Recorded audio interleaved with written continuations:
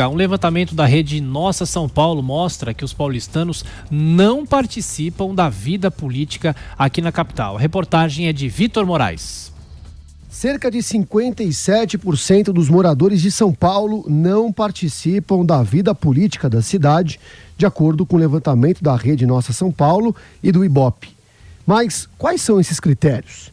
Por exemplo, assinar abaixo-assinado, compartilhar notícias sobre o município pelas redes sociais, participar de manifestações, protestos, se envolver em trabalhos voluntários, estar presente em audiências públicas e fazer parte de algum tipo de grupo artístico ou cultural. Thaís Silva, de 29 anos, faz parte dos 20% dos paulistanos que estão engajados politicamente, apesar dela evitar os protestos. Protesto é uma coisa que eu não participo porque eu tenho pânico de multidão.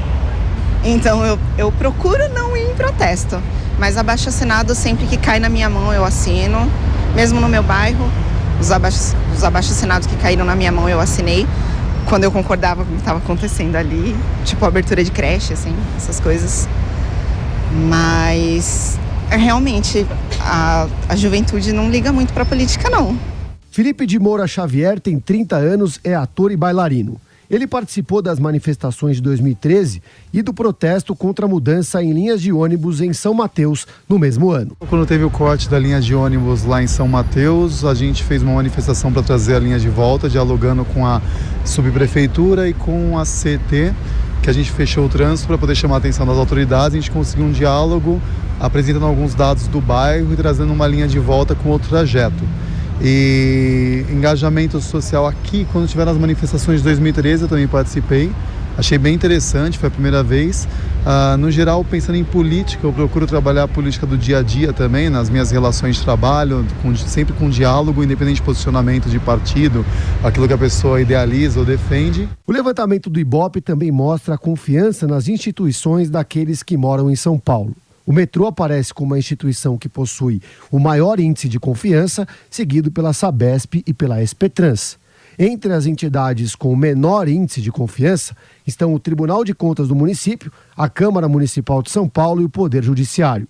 Em relação à escolha dos governantes, 63% dos entrevistados não lembram em quem votaram para vereador nas eleições de 2016. Na pesquisa realizada pelo Ibope, foram entrevistadas 800 pessoas de todas as regiões da cidade entre os dias 5 e 19 de dezembro do ano passado.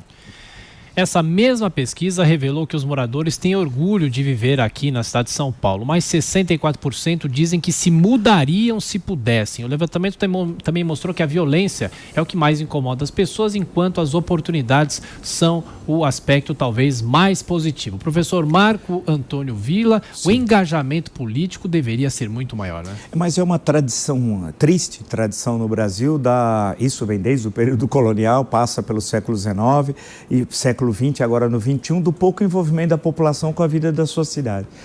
Isso é um processo histórico triste. Aqui em São Paulo, em especial, por exemplo, isso que foi dito, é verdade, ninguém sabe quem votou no vereador, porque ele escolhe o vereador, muitas vezes, no dia da votação, porque ele despreza o poder legislativo municipal, mas não só o municipal, despreza o estadual e o federal também. Mas ficando na cidade, nós temos a maior Câmara Municipal, 55 vereadores. As pessoas, se pedir para citar o nome de 10 vereadores, não sabem, com razão, porque a Câmara Municipal também tem um afastamento em relação à população. Portanto, esse afastamento é recíproco. Saber que, em certo momento, a Câmara foi muito viva. Basta lembrar que figuras importantes na vida política paulista e brasileira começaram como vereadores de São Paulo, Jânio Quadros, Franco Montoro, entre outros, né?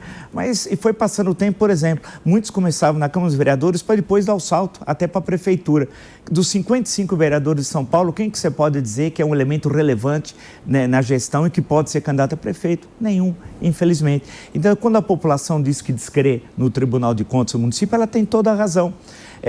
Devia ser extinto. Pergunto para o seu candidato a prefeito se ele quer extinguir o Tribunal de Contas. Eu venho falando isso há anos, que tem de extinguir. Não cabe ter um Tribunal de Contas no município quando há um Tribunal de Contas do Estado. Né? Só 2 cidades, salvo engano, a primeira que criou foi São Paulo, a segunda foi o Rio. A de São Paulo é tão absurdo que eles enfiaram na emenda constitucional número 1 de 69 um artigo para garantir a existência do Tribunal de Contas de São Paulo, que custava até recentemente 250 milhões de reais por ano. tem 7 conselheiros, é um absurdo tudo aquilo. E tem um projeto que está tramitando, acho que está em alguma gaveta na Câmara Municipal, pela extinção. Então pergunte ao seu candidato a prefeito que tem de extinguir. Então tem tudo isso, falta essa vinculação população Câmara dos Vereadores com a cidade, o compromisso com a cidade. E poderia, um dos rapazes entrevistados aí, colocou uma questão interessante da mobilização por uma linha de ônibus e conseguiram essa linha de ônibus em São Mateus. É isso, as calçadas, né? Uma vez eu falei da Rua Pamplona, até um pessoal se mobilizou aí entre a Paulista, Santos, Jaú, né? Que na hora do almoço, especialmente, as calçadas são estreitas, tem cerca de 1 metro, 1,20 m, tem o poste, tem o orelhão, porque nós temos orelhão ainda, né? E não há espaço, só passa uma pessoa, tal. Então tem muitas questões que precisa da participação da população. Então não adianta só reclamar, tem de participar.